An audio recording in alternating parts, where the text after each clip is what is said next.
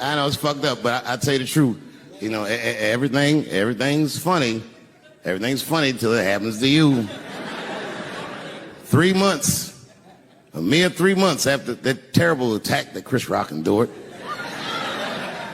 I was on stage at the Hollywood Bowl, and a lunatic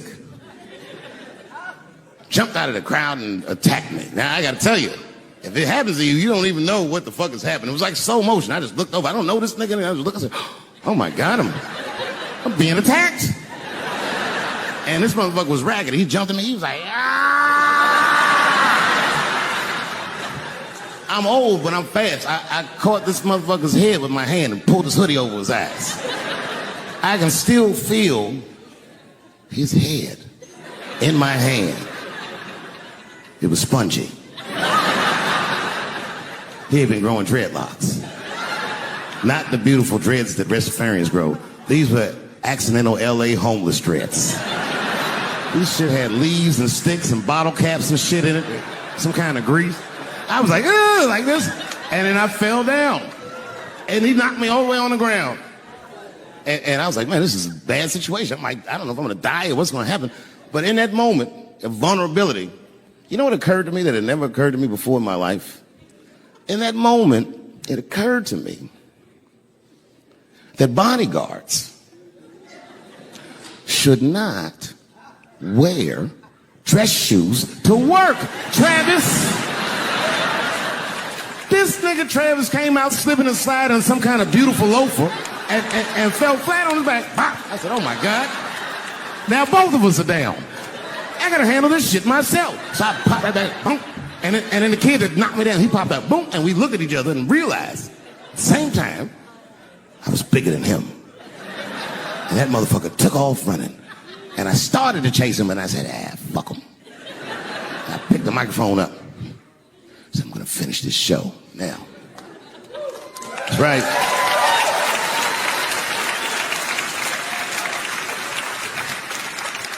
For 3 months before that, I'd been making fun of Chris Rock. And people would ask me all the time. They'd say, Dave, what would you do if you were Chris Rock and Will Smith slapped you in the face? And to this day, the answer is the same. Well, I don't know what I would have done. I've never been in a situation that extreme. But I do know now what Will Smith would not have done. And that is enjoy the rest of his evening. Man, listen. We gave that kid a good while. We was whooping his ass. Not we. I mean, I was on stage trying to think of a joke to tell, but they was beating this nigga up right behind me. Everybody could see it. Everybody could see it. And I'm sitting up there trying to think of what to say. And I'm tongue-tied. Me, of all people, can't think of anything to say. Look at my karma. Just that moment. Of all the people in the world, Chris Rock walks from backstage, walks up to me in front of 20,000 people, grabs the mic out of my hands and looks at the crowd and goes, was that Will Smith? Man, motherfuckers fell out of their chairs laughing. I was standing there looking stupid. I was fucking furious because I'm thinking in my mind, nigga, this is my attack. You got attacked 3 months ago. Now you have jokes. So I snatched the mic back from Chris and tried to get one off, but my shit did not go good at all. I didn't know what to say. I was just like, it was a trans man. And the crowd was like, boo. It's LA, we like trans people, boo. I know, I felt so bad. I felt so bad. But I know why I did it. You'd have to be there to understand, but man, when that guy tackled me, it was like it's like a movie or something. You gotta picture this. Picture a famous person you like. Every famous person you could imagine was at that show. It was like the biggest night that Hollywood had ever seen. And when that guy tackled me, he cleared the bleachers. I had to watch the tape afterwards to know this happened, but as soon as he tackled me, Jamie Foxx was the first motherfucker that jumped out of the crowd. He was wearing a white cowboy hat like he knew this shit was gonna happen to him. Never seen this nigga in a cowboy hat before. And Jamie started chasing that motherfucker around like any given Sunday. And that kid was fast as shit, was juking and shaking, and he broke Jamie's ankles, and he just kept running.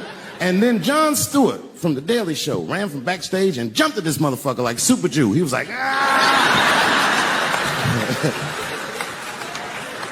And the kid seen Jon coming, so he jumped back, and Jon went flying that way. And this kid was fast, and then he turned around. He sees the emergency exit. He starts running for the emergency exit. Just before he got to the door, motherfucking Puff Daddy from Bad Boy Records jumped in front of the door. That nigga was like,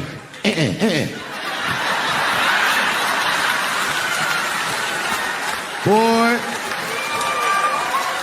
Puffy got that motherfucker. And then every celebrity just ran out, because every celebrity saw themselves in me, and they just started beating the fuck out of that kid. And I know Chris was backstage looking like, nobody helped me.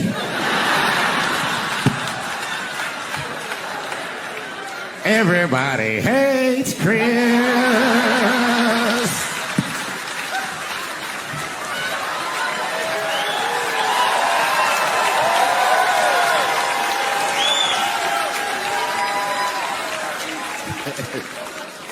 Look, it was way more intense than what you guys might have read. I don't know what you read, but the kid, while we was beating on him, reached in his waistband, pulled out a .22 caliber pistol. That shit was mayhem.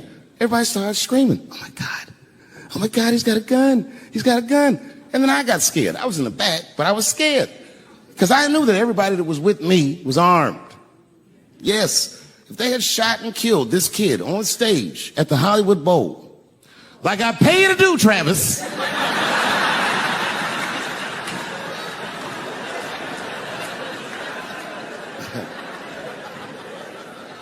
but Travis G'd up. Travis wrestled the gun out of the kid's hand, and then he took it like this and tried to chamber the round, and he couldn't. So he pulled the trigger, and it wasn't a gun. A knife blade popped out of the front. I guess this kid was going to stab me. Some scary shit. So the next night, even though I didn't have a show, I said, I got to get right back on stage. And I went and did a show.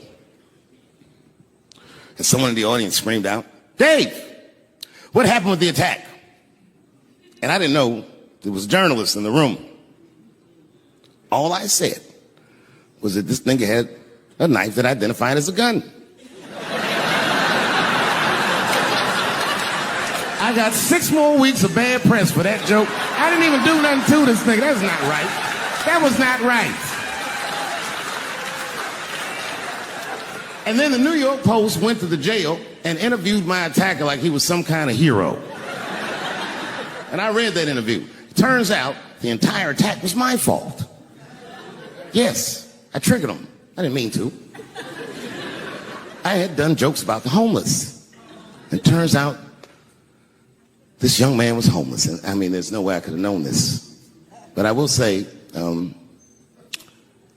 for a homeless guy, this nigga had incredible seats.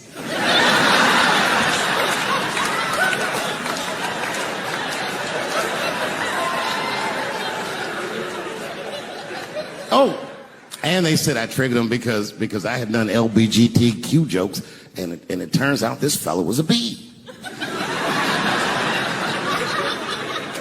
That was the headline in the article. It said, Dave Chappelle's alleged attacker is bisexual. I said, alleged attacker? This motherfucker definitely attacked me. I'll show you the tape. He's allegedly bisexual. I'm going to need to see him suck somebody's dick before I believe the rest of this article.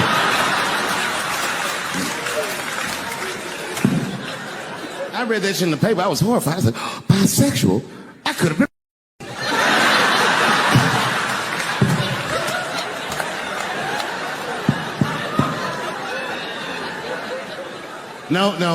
No, you know what, though?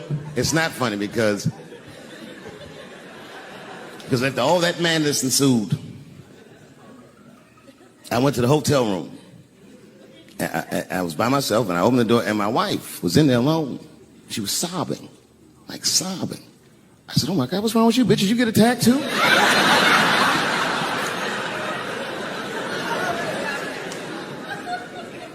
And she's crying. She said, oh my God, David. She said, if you had died tonight, me and the kids would have nothing.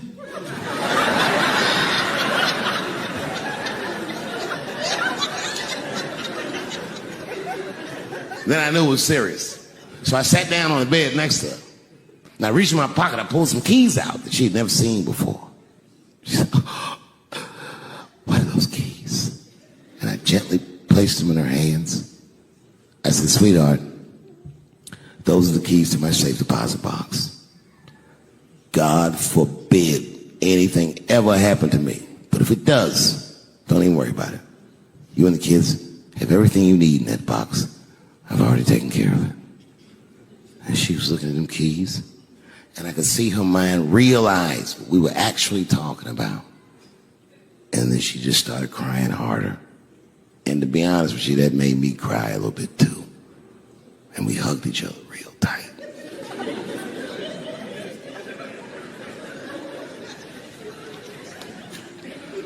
Do you know this bitch looked in the box while I'm alive and well? Who does that?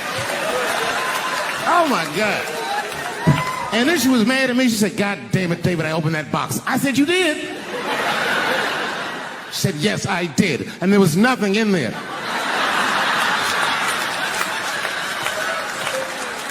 I said, nothing? Oh. She said, nothing except your stupid joke book. I said, whoosh. I said, well, sweetie, look. If you tell those jokes exactly how they're written, you and the kids should be fine. They're really good jokes.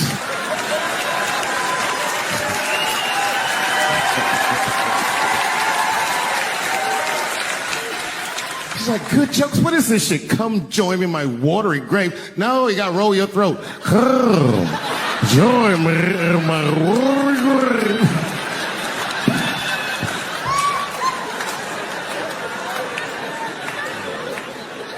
Story. I started doing stand-up comedy when I was 14.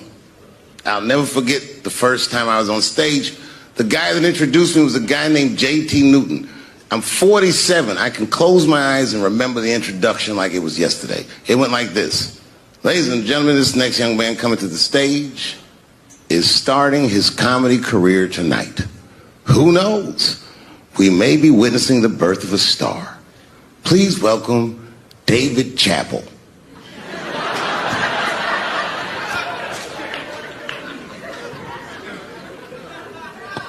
From the first time that I ever held a microphone, I was sure this was it. I knew I was home. I knew I had found my thing. And my God, man, I was a child. I got good. Matter of fact, I was good from the moment I started. And I'm not saying this to be a braggart. I'm telling you the truth. These old niggas was in awe of me. How is this little boy so poised? They used to say. I was. I mean, you know, I got better, but it started out good. About a year into it, when I was 15 years old, I had written a joke during the AIDS epidemic about having a Goodyear condom. Something, I don't even remember the joke. Something about an industrial strength condom by Goodyear. I just remember all the comedians really liked that joke. And there was an older comedian. And he came to me one night after the show, after he saw the joke, and he said, listen, I got an audition at another comedy club, and I was wondering, do you mind if I do that joke? I just want to borrow it. Now, I'm a kid. I don't know any better. I'm like, borrow it? Well, I guess, sure, if it'll help your career. I let him do the joke. And then weeks later, I was waiting to go on at a comedy club, and he went on before me, and he did the joke. And after the show, I pulled him aside, and I said, hey, man, I don't mind you borrowing my jokes, but you got to give them back. He said, oh, I forgot to ask you. He goes, let me buy that joke from you for $50. And I said, man, I'd do it, but I'm just starting out. I need all the material I can get. The idea being that the more material I can accumulate, the faster I'll be able to make money for my work. I I said, I can't do it. I want my joke back. I'll never forget this. Remember, I was a 15-year-old child. This guy was a grown-ass man. He stood up over me so I could see how big he was. And he said to me, really? I can just take it. And he did. I got scared because I was a child. But I never forgot that. I never forgot that. I was 15 years old. I'm 47 now. I think about this guy all the time. When I look at my own kids and I see how young and innocent they are, I can't believe someone did that to me. And I don't think about it every day because that was the worst thing that happened to me. I think about it every day because that was the first time that someone ever did that to me. But in my career, it has happened many, many times since, where someone would intimidate me or scare me and take something that I believe was mine. I'll tell you another story. Now I'm 18 years old. I'm living in New York City, and I just finished my first road tour, which was a very difficult tour. I'll spare you the details. Now I'm back in New York, but my rent is paid, thank God. And I have $60 to my name, and a woman that I had met in Pittsburgh, a bad Dominican bitch,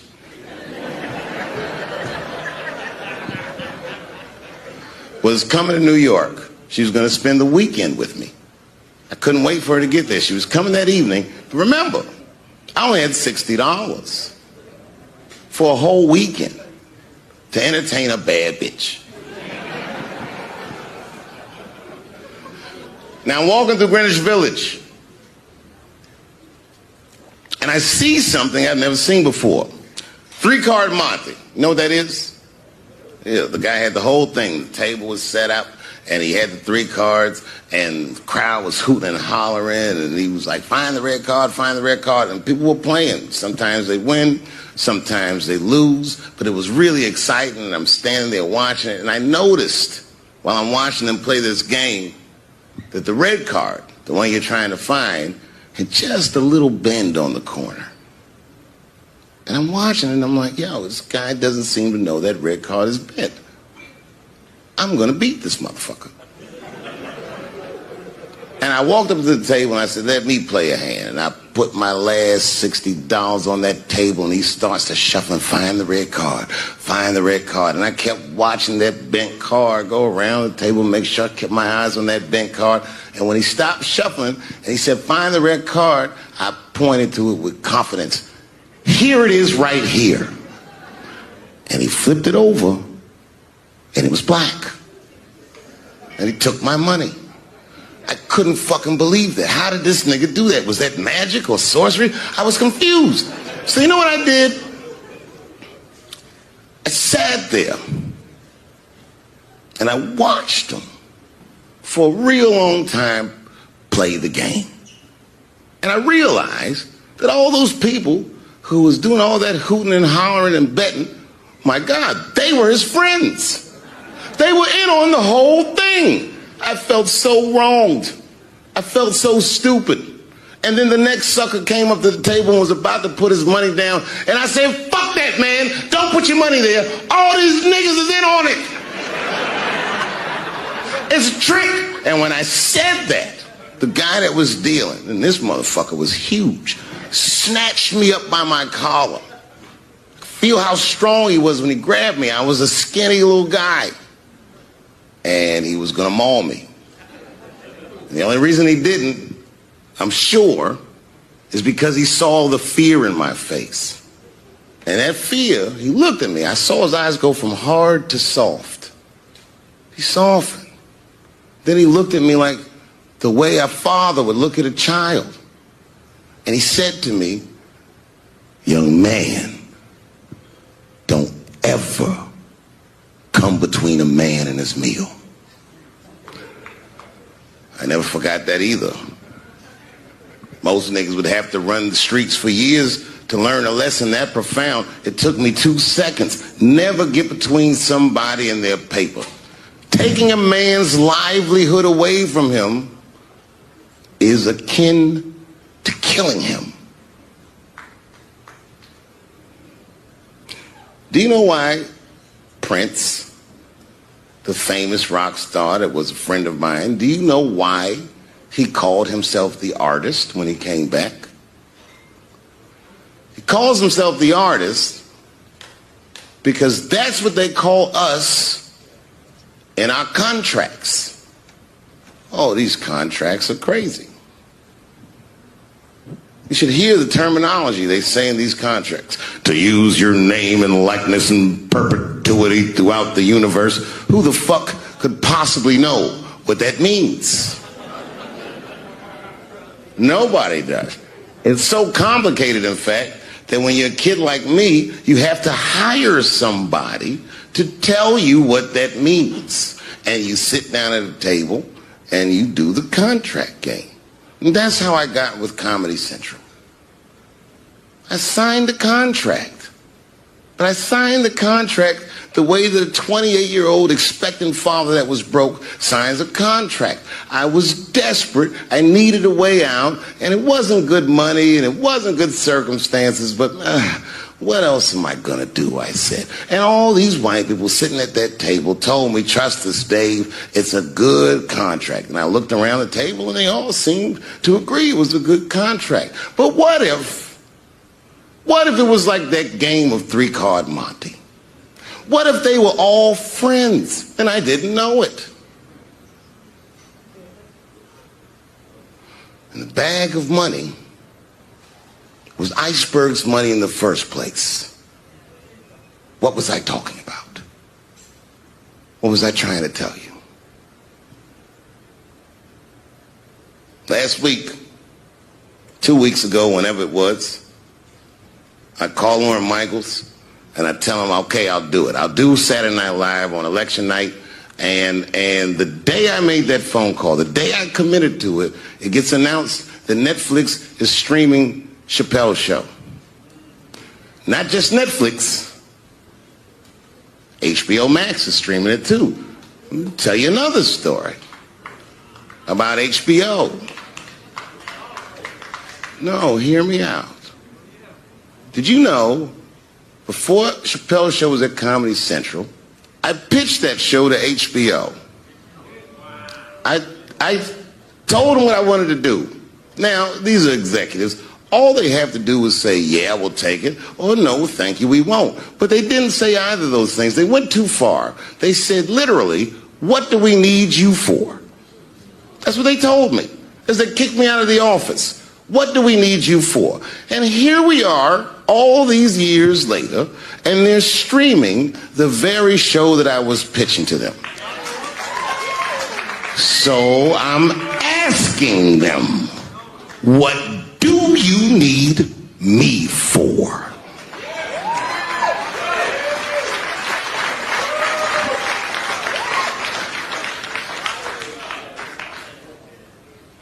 People think I made a lot of money for Chappelle's show. When I left that show, I never got paid. They didn't have to pay me because I signed the contract. But is that right? I found out that these people were streaming my work and they never had to ask me or they never had to tell me. Perfectly legal because I signed the contract. But is that right? I didn't think so either. That's why I like working for Netflix. I like working for Netflix because when all those bad things happened to me, that company didn't even exist.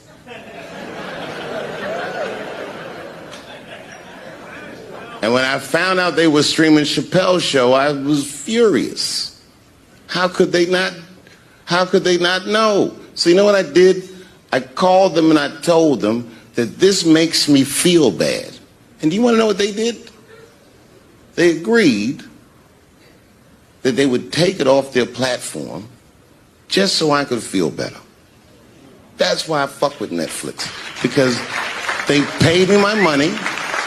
They do what they say they're going to do, and they went above and beyond what you could expect from a businessman. They did something just because they thought that I might think that they were wrong. And I do. I think if you are fucking streaming that show, you're fencing stolen goods. They stole that from me. They just took it. And I'm not up here trying to tell you guys that I believe that Comedy Central gave me a raw deal just because I'm black.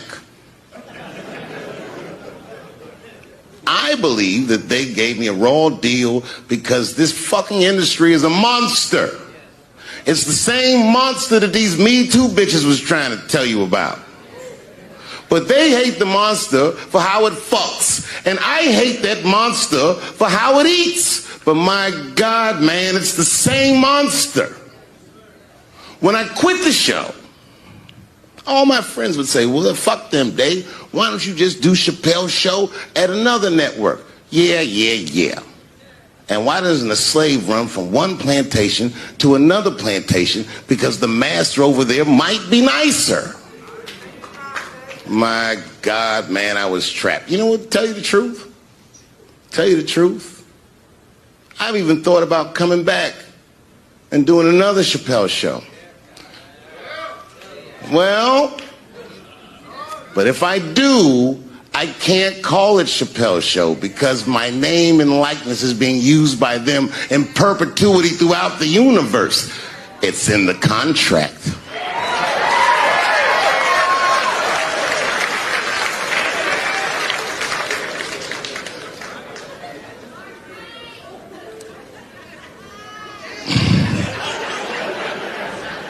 You're not supposed to do this in my business.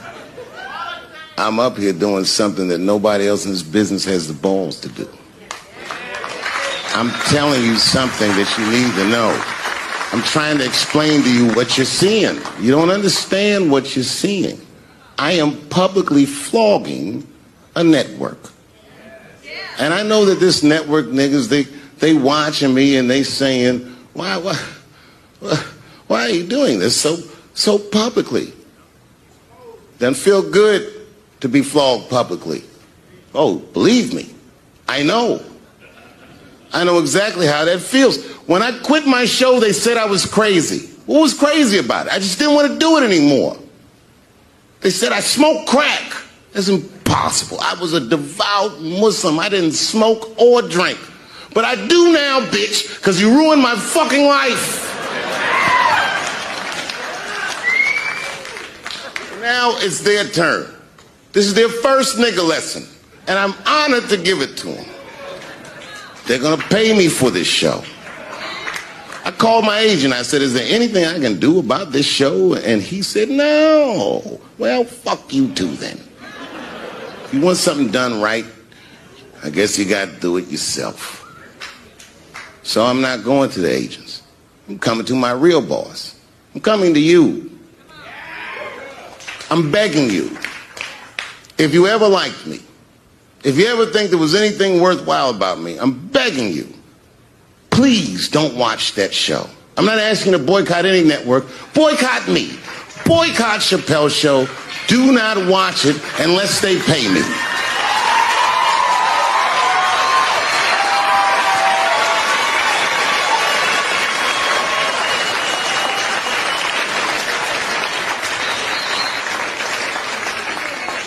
If you're a shareholder at Viacom, then I'm talking to you.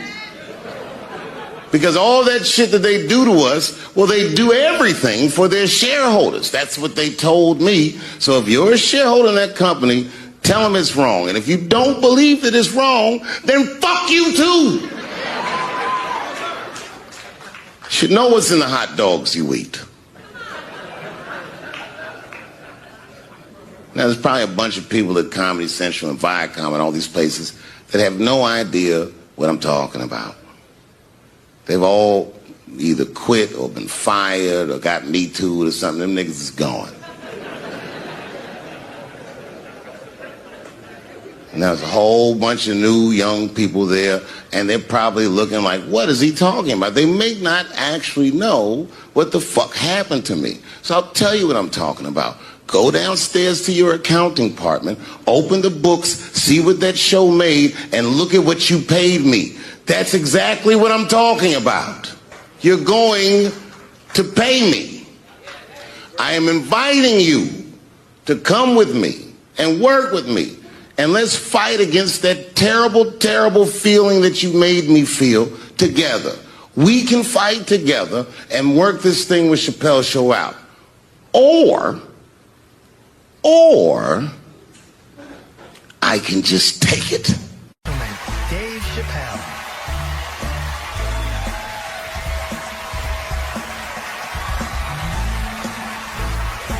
Vegas. Oh boy, I'm very nervous. No pressure. During the civil rights movement, I can't read what's on the teleprompter. Some about black America and white America. There's black Americans and there's white Americans. We're all one America. So if you don't mind, this is not live, is it? I imagine whatever I say, you could just edit it out. Let's try it a few ways. Lou, are you in the booth? I am. All right, good. You know what, Lou? Let's just play around with it and see if we can get it right and get this clip package on, and then let me go home. All right? You got it. All right. Ready? All right. Count me in. 5, 4, 3, 2, 1. Wu-Tang. I'm just with you, Lou. Let's do it again. We're gonna do it again. We'll get it right. Here we go, Dave. 5, 4, 3, 2. You know, when I was a comedian starting out in Washington, D.C., right here in this city, 1988, I'll never forget this. It was a comedy club owner that banned profanity from his comedy club. He said it offended his audience, and this was a cause of major concern for all the comedians in the circuit. And we all called a meeting, and we had the owners come, and it was the club owners, and it was the comedians. It was the classic labor dispute. The club owners laid out their case. There cannot be profanity in these clubs because that offends people. And there's a comedian who's still a good friend of mine to this day. He lives right here in Washington, D.C. He stood up and he said, he's black, I should tell you because it's important to the story. He says, I use profanity because I live a profane lifestyle. He says, I don't have an insect infestation in my house. I have roaches.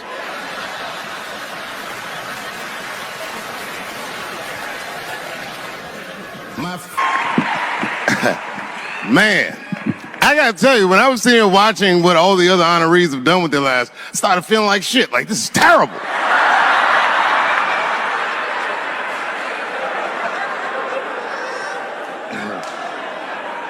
And then Bobo brought me up and started out good with that Ali picture, and then it just... But that coloring book that was in the picture, I know the Ali's are here, that coloring book, my mother has it. And Champ, he signed it. You know, the greatest, he signed it, Muhammad Ali. And his sparring partner was there that day. And his sparring partner signed it, said the next heavyweight champion of the world, Larry Holmes. And he was. And 2-year-old Dave Chappelle colored all in that shit and just ruined the book.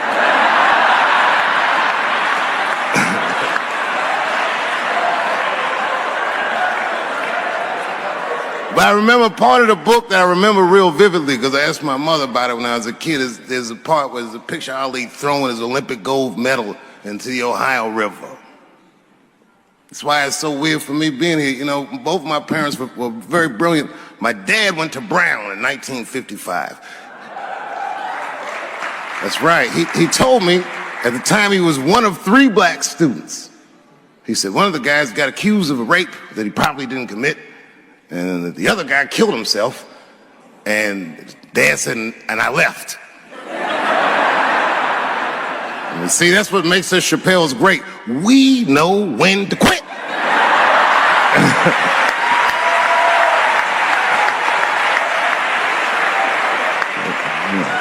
We all just live to fight another day.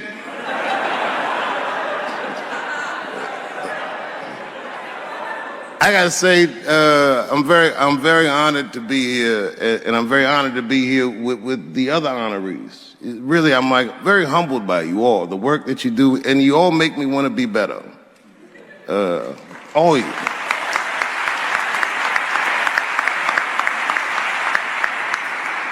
And you know, I was gonna stop doing stand-up for a while because 4 comedy specials in a year is like, that's a lot, you know.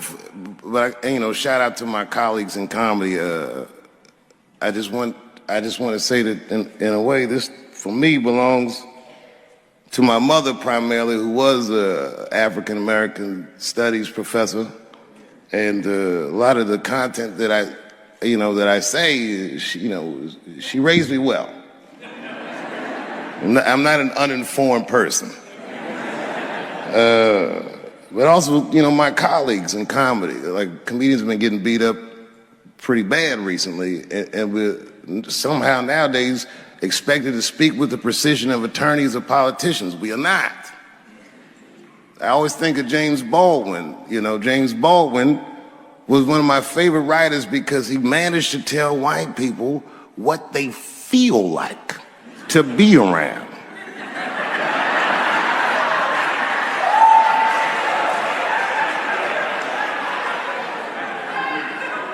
So I ain't gonna hang up my gloves yet.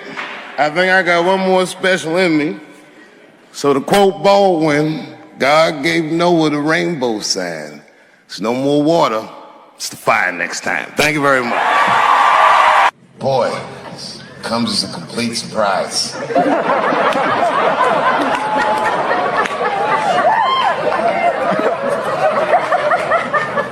I mean, I read all the reviews, and they said so many terrible things. They were embarrassed for me. I had lost my way. It wasn't even worth watching. I hope all you critics learn from this. This is a teachable moment. Shut the fuck up forever.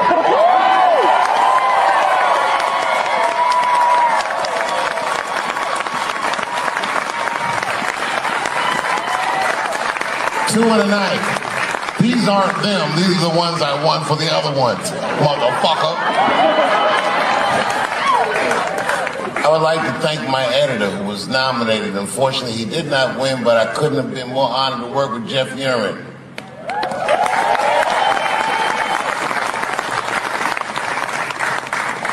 Stan Lathan has been directing television since 1968. Any show that I watched when I was growing up, he directed it. From Sesame Street to Sanford and Son to Good Times to Everything Black. And finally, you motherfuckers finally gave him an Emmy tonight. He deserves so much more, but I'm glad you came around.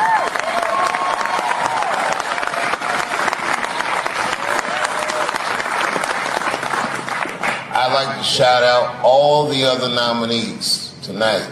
Tiffany Haddish and Patton Oswalt and Hannah Gatsby and Brother Mulaney. You guys are an inspiration to me, and I'm honored to be nominated with you. I'm sorry that you didn't win tonight, but who gives a fuck anyway? It's a special night because comedy gets to be itself. It's all we've ever wanted. I hope the war is over. We good? And as always, I love you. Thank my wife, Elaine.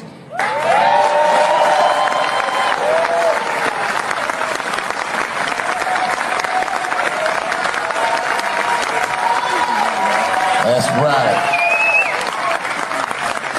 Elaine has been with me for the last 25 years and had to endure the pains of living with the greatest comedian ever.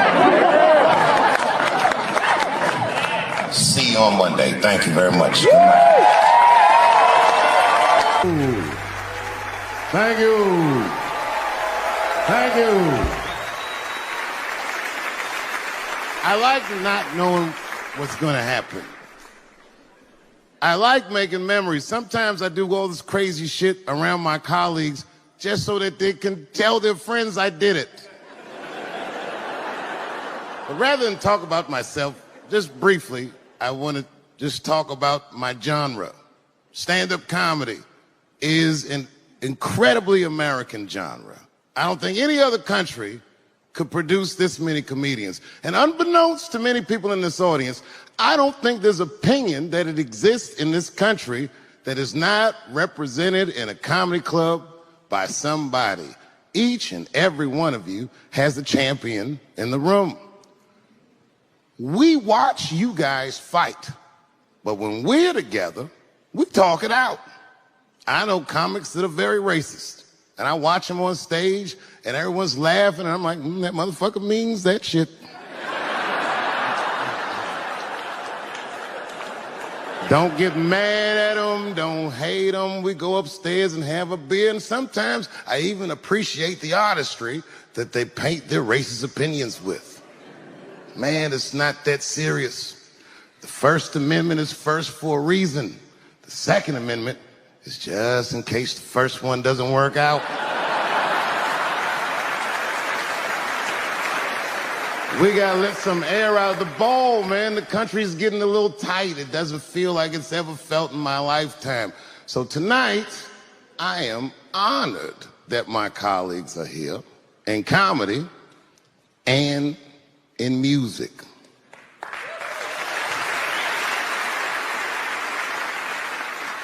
And I want everyone in America right now to look at me. Look at me smoking indoors. I didn't ask anybody, I just did it. What are they gonna do? Kick me out before I get the prize? No, nigga, this is called leverage.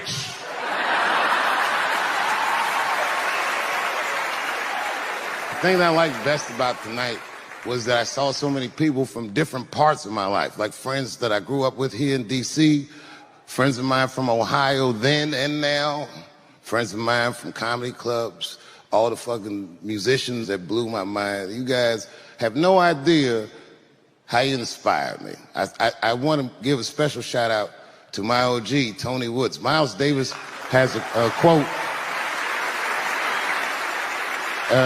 It's one of my favorite. Miles Davis said so much cool shit, but one of the things he said I always loved, he said, it took me years to learn how to play like myself.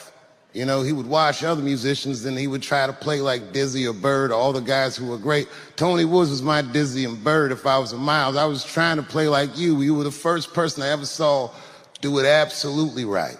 You were fearless and you told the truth. There's something so true about this genre, when done correctly, that I will fight anybody that gets a true practitioner of this art form's way, because I know you're wrong. This is the truth. And you are obstructing it. I'm not talking about the content, I'm talking about the art form. Do you understand? Do we have an agreement? And what I really wanted to say tonight, and I'm glad I get the platform to do it, I'm gay. I am gay, and I can't wait to see what this does for my career, being gay like this. So many special shout outs. One of the main architects of the comeback of the century, my brother and my mentor, the mighty Stan Lathan. I never dreamed that I would be able to work with someone as great as you. These last 5 specials, straight fire. I wouldn't want to do another special with anybody else but you. So eat your motherfucking vegetables and live as long as you can, because we doing a few more of these bitches. Neil Brennan, your speech made me cry, because it reminded me of all those hard days of work and all that money I never got for it. The other real special shout out I gotta make, because none of this would have been possible on any level without this person, is my mother. Mom. My mother. Mom. You have no idea what I put this woman through.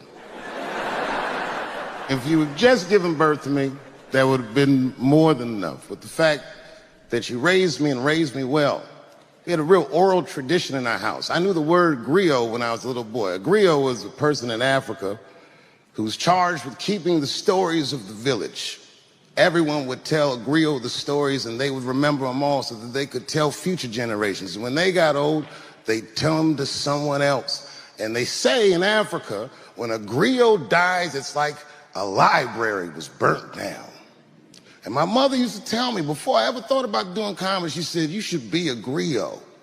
And she'd fill me with every story of black life. You know, she's educated in African American studies, and she would let me understand the context that I was being raised in. That I'm being raised in a hostile environment that I have to tame. By the time I was 14 years old, I was in nightclubs, mastering an adult world. It was terrifying. The crack epidemic was going on, and my mother would hear gunshots outside and be scared to death. Maybe it's my son. But early in my career, if you remember, Mom, you used to sit in the club with me. She'd do a full day of work. You'd be back there falling asleep, just waiting for me to go on. She would watch my show every night. Do you know how long that car ride is home?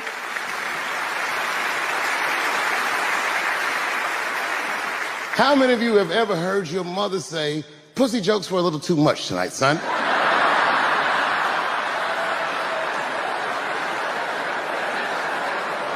I was a soft kid. I was sensitive, I'd cry easy, and I would be scared to fist fight. And my mother used to tell me this thing, I don't even know if you remember, but you said this to me more than once. You said, son, sometimes you have to be a lion so you can be the lamb you really are. I talk this shit like a lion. I'm not afraid of any of you. When it comes word to word, I will gab with the best of them, just so I can chill and be me. And that's why I love my art form, because I understand every practitioner of it. Whether I agree with them or not, I know where they're coming from. They want to be heard. They got something to say. There's something they notice. They just want to be understood. Love this genre. It saved my life. So tonight, Mom, I would like to honor you in a very special way that I cannot do on my own. But because now I'm a man with great and influential friends, I'd like to ask my man Thundercat to come out on stage. Thundercat, the Mighty Most Def. Washington, D.C., thank you very much for giving me a home and a place to start. Today is officially Dave Chappelle Day in Washington, D.C. The mayor declared it last night. So, in the future, on Dave Chappelle Day, I ask everyone who wishes to celebrate it to make one incredible memory for themselves and or somebody else. Thank you very much. Good night. Thank you. You know, I speak for a living, and I'm a little nervous today. I wanted to say thank you, Mr. President, and thank you, Bishop Green, and thank everyone at Allen University for hosting me today, because it feels special, right? When I think of this great grandfather that I've heard about in my life, but never actually touched his legacy. So it's like the product of his loins coming to meet the product of his work. And it's an important day for me personally. And I know a lot of you guys are students, and I just want to tell you I'm the first person in my family to not go to college. And as the president has told you, I've done outstanding in spite of that.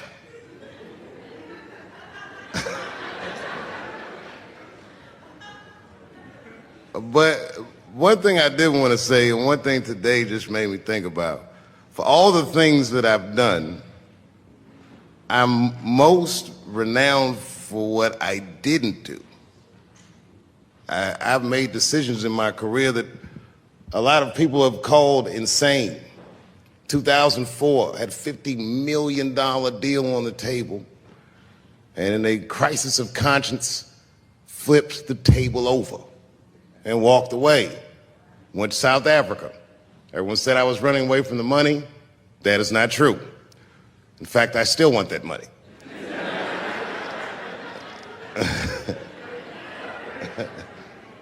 The idea that I wanted to just share with you guys is the idea that sometimes you do what you think is best, whether anybody understands it or not. I heard a story about my father where someone told me he used to do statistics for a company in D.C. The company he did statistics for started doing business with the South African government, so he quit his job. It's caused a lot of problems between him and his wife. It's hard for a man when he can't provide for his family the way he wants to, and he suffered through it. And a generation later, when I had my crisis of conscience, I was able to go to a free South Africa and get away from the heat. This idea that what you do in your lifetime informs the generations that comes after you is something I keep thinking about, something that is so much bigger than just ourselves. And today I'm standing in front of you guys, and I know you guys are like, oh, I know you're bored. But I see family of mine in the front row some who I've never met, and I just realize how all of us are connected. That my great-grandfather built something more substantial than buildings. He built a community, and he built, more importantly than a community, he built a way. You know, so I'm very grateful. Very grateful. Hello, police. I just saw him saying, you know what I mean? He's standing over like, so this is what black people talk about.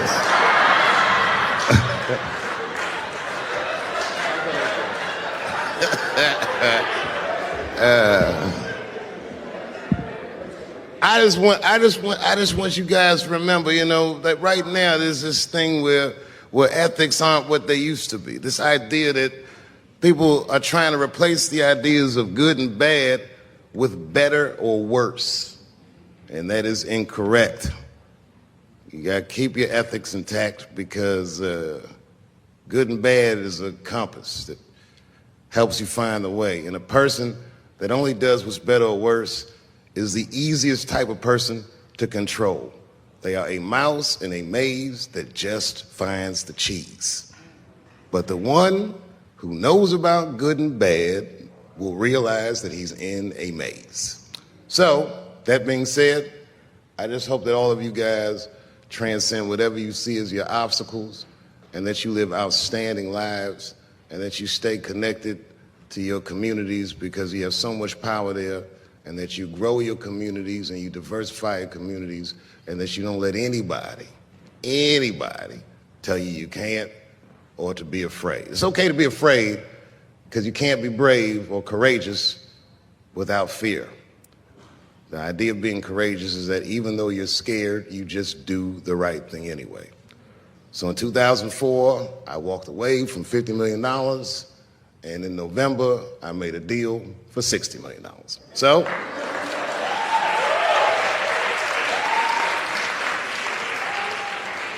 although I am not the most famous comedian of my time, I would like to know what their great-grandfathers did.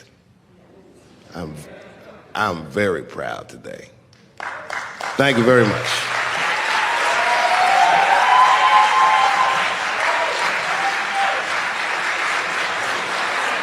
Listen, you know, when I was growing up, I was probably about 8 years old, and at the time, we were living in Silver Spring.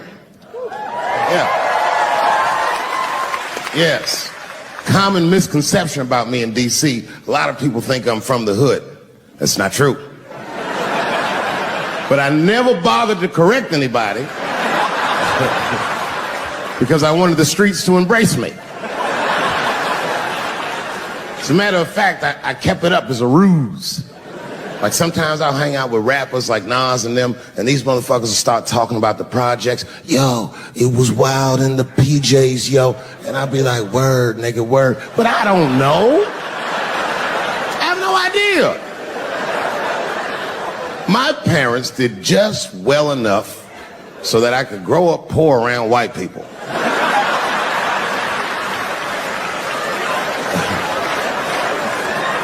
And to be honest, when Nas and them talk about the projects, nigga, I used to get jealous because it sounded fun. Everybody in the projects was poor, and that's fair. But if you were poor in Silver Spring, nigga, it felt like it was only happening to you. I know the pain of that first sleepover at a white friend's house. And you come back home on Sunday and just look at your parents like, y'all need to step your game up. Everything in Timmy's house works. Remember the first time you saw that? In the cold winter, and you be at a white friend's house and see the motherfuckers in their living room without their coats on?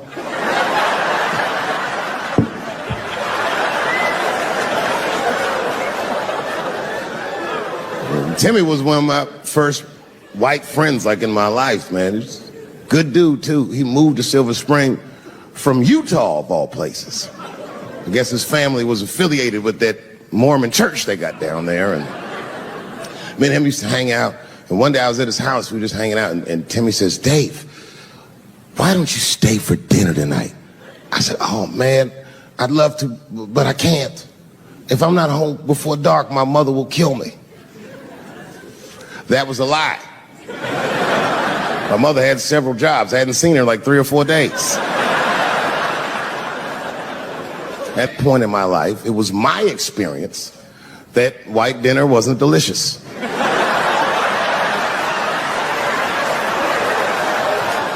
I'd rather go home and fry some bologna or some shit like that.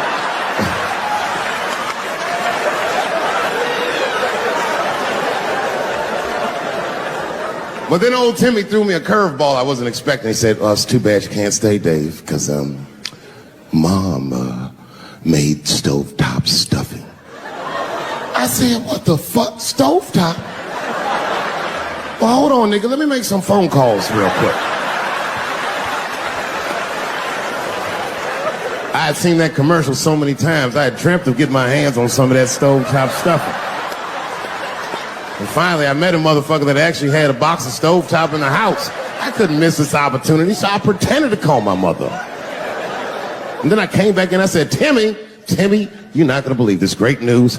Mom said I can stay. And he said, fantastic. He said, why don't you come with me and we'll help set the table and then we can say the blessing. I had no interest in setting this motherfucker's table or saying these crazy-ass Mormon prayers. I just wanted that goddamn stuffing. My hands first. My plan was simple. Wash my hands slowly, and by the time I'm done, the table will be set, the blessing will be said, and all that there will be left to do is eat. Went to the bathroom. I washed my hands very slowly. I must have been in there for about 10 minutes. And suddenly, one of his mothers came to the door.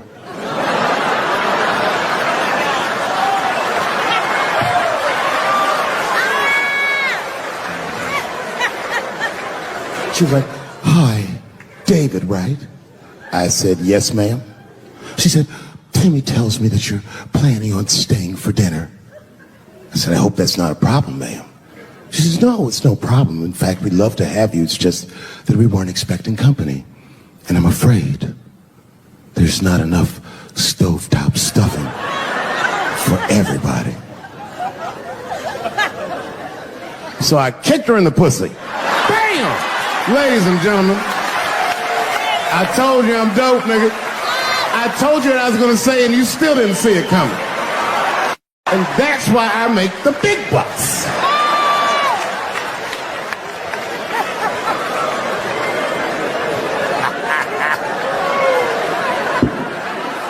Oh my God.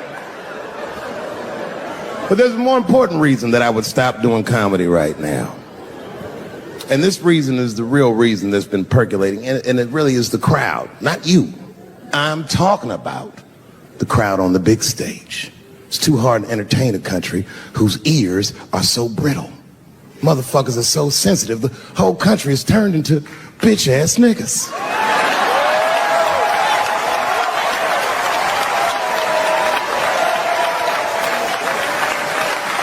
Everything you say upsets somebody. You know, I can remember when it all started. It was when I was doing Chappelle's show. When I was doing Chappelle's show, I used to do the show, and then on the weekends I do like concerts and shit like that. So I'm doing a concert, and there was a couple in the front row, beautiful couple. The wife was obviously Asian. You could see it in her face.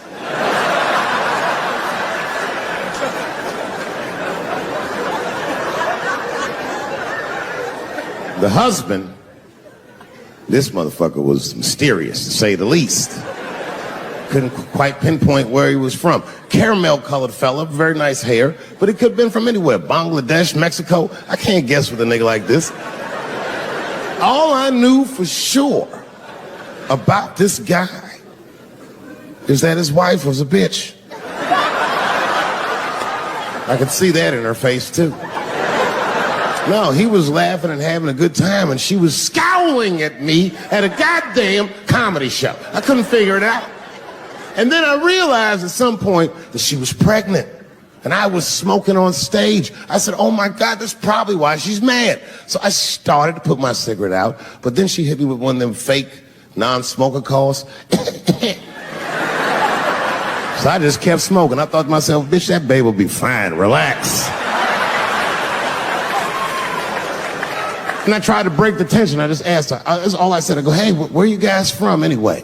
And I could tell that she was on to me. She goes, very condescendingly, she says, I'm from California. If you're asking my ethnicity, I am Chinese. He was like, I'm Mexican, bro. I said, well, I'm sorry if I offended you by asking, but you're a very beautiful couple.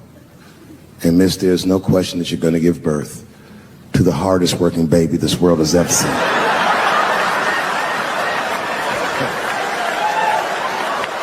That's not a bad joke. She got very upset. She got up to leave immediately, but she didn't just leave. She had to take one last dig at me on the way out. I will never buy one of your fucking DVDs again, Dave Chappelle. I said, ma'am, with all due respect, Chinese people don't buy DVDs.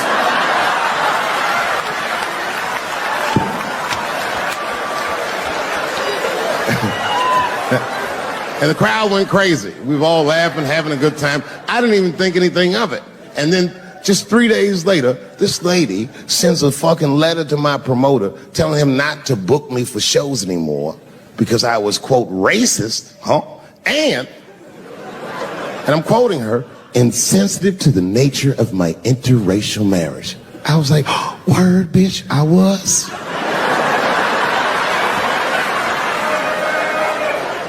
If she would know that I myself am in an interracial marriage. That's right. In fact, my wife is Asian too. Surprise, bitch, I'll see you on Thanksgiving.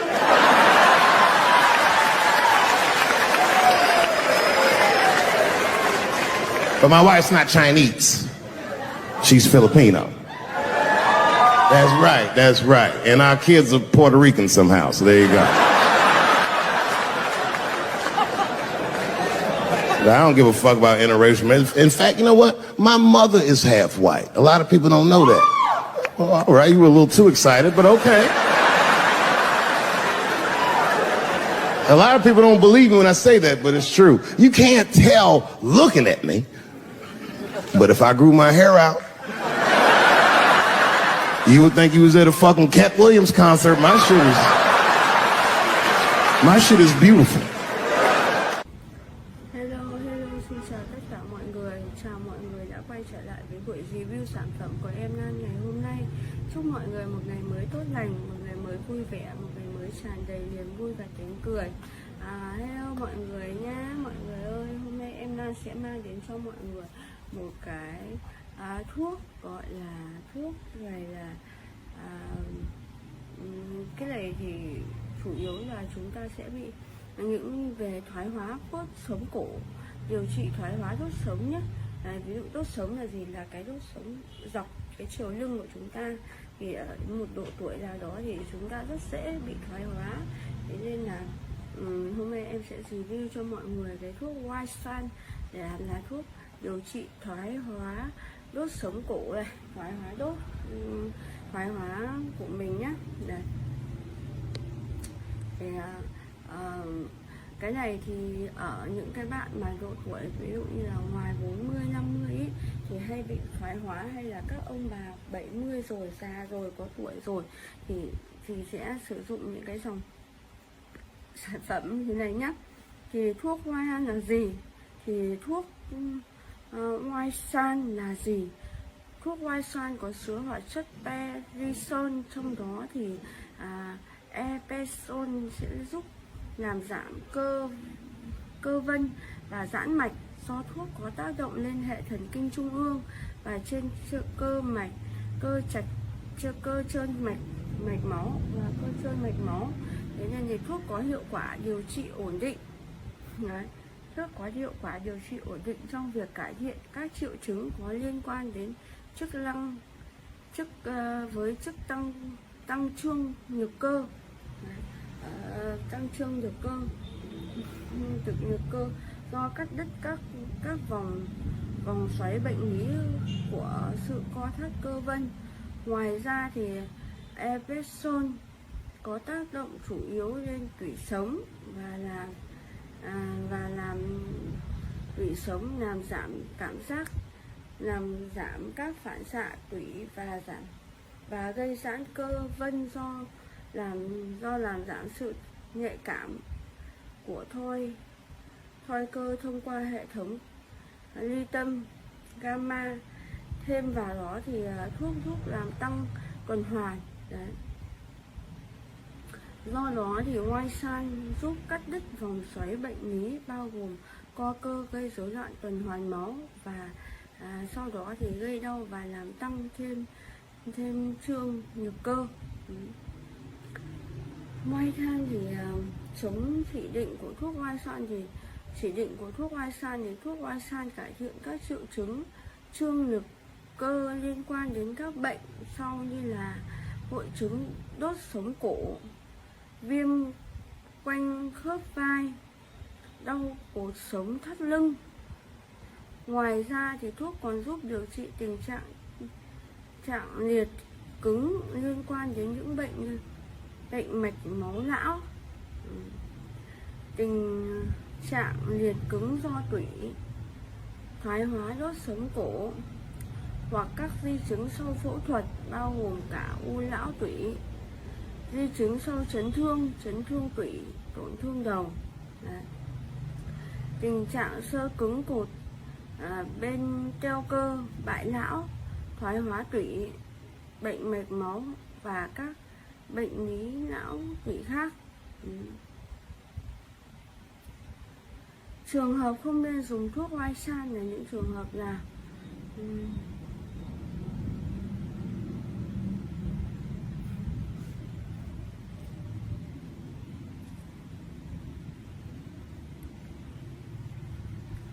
chúng ta hãy cùng tìm hiểu xem là thuốc White Sun này thì sẽ chống chỉ định với từng trường hợp nào nhé.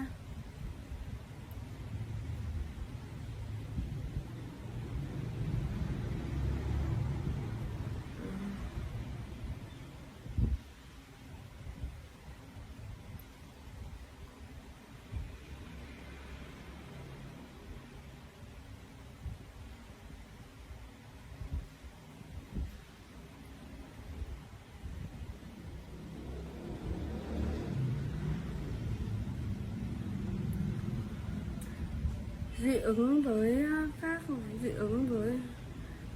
với eperisol hoặc dị ứng với bất kỳ thành phần nào có trong công thức của thuốc White Sun. Dị ứng với eperisol hoặc là bất cứ thành phần nào trong thuốc White Sun nhé. Hướng dẫn dùng thuốc White Sun. Hướng dẫn dùng thuốc White Sun thì thứ nhất đó chính là cách dùng. Thuốc White Sun được bào chế theo viên uống. Dùng thuốc với một cốc nước có dung tích vừa đủ. Đấy. Nên dùng thuốc sau mỗi bữa ăn. Đấy, chúng ta phải dùng thuốc sau mỗi bữa ăn nhé. Liều dùng thì thông thường thì thuốc được dùng trên đối tượng là người lớn. Mỗi ngày uống 3 viên 500mg. Nên chia làm 3 lần sau mỗi bữa ăn trong ngày, bữa sáng, bữa trưa và bữa tối. Đấy, chúng ta nên chia thành 3 lần nhé. Tùy vào độ tuổi cũng như mức độ trầm trọng của triệu chứng mà tùy vào độ tuổi cũng như là mức độ trầm trọng của triệu chứng mà dùng nhiều cụ thể khác nhau. Đấy. Tác dụng phụ của oai san.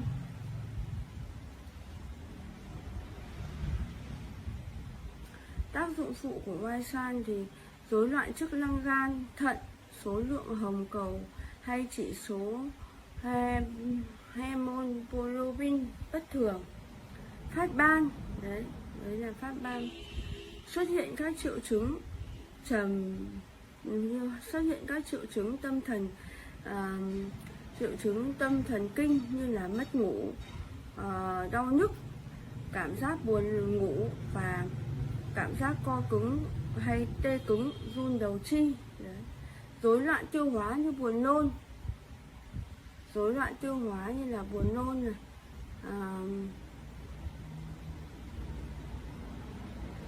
nôn, chán ăn, khô miệng, táo bón, tiêu chảy, đau bụng hoặc các triệu chứng rối loạn tiêu hóa khác. Ngoài ra thì thuốc còn gây ra các triệu chứng như rối loạn tiết niệu. Tương tác khi sử dụng oai san đó chính là lưu ý có một số báo cáo đề cập đến tình trạng rối loạn điều tiết mắt xảy ra sau khi dùng đồng thời với ethylene carbonate với một số chất có cấu trúc tương tự như appendix hydroxy. Do đó thì cần lưu ý đến những trường hợp sử dụng thuốc này. Tốt nhất là không nên thông báo cho bác sĩ biết về tư vấn sử dụng thuốc hiệu quả hơn. Lưu ý khi sử dụng thuốc oai san này thì lưu ý dùng thuốc oai san trên các đối tượng bị yếu sức, chóng mặt hoặc buồn ngủ có thể xảy ra khi dùng thuốc. Phải ngưng dùng thuốc hoặc giảm liều khi bắt đầu có các dấu hiệu đầu tiên của các triệu chứng đó. Thận trọng khi dùng thuốc oai san trên những bệnh nhân có rối loạn chức năng gan. Đối tượng sử dụng thuốc, những đối tượng sử dụng thuốc thì là phụ nữ có thai, vẫn chưa có đủ nghiên cứu. Đối tượng đặc biệt khi sử dụng thuốc thì vẫn chưa có đủ nghiên cứu đánh giá sự an toàn của thuốc trong thời kỳ mang thai. Do đó chỉ nên sử dụng thuốc oai san này cho các bệnh nhân phụ nữ hoặc phụ nữ nghi ngờ có thai nếu có kết quả điều trị mong đợi thì thuốc có giá trị bất cứ nguy cơ nào có hại đối với thai nhi. Đấy.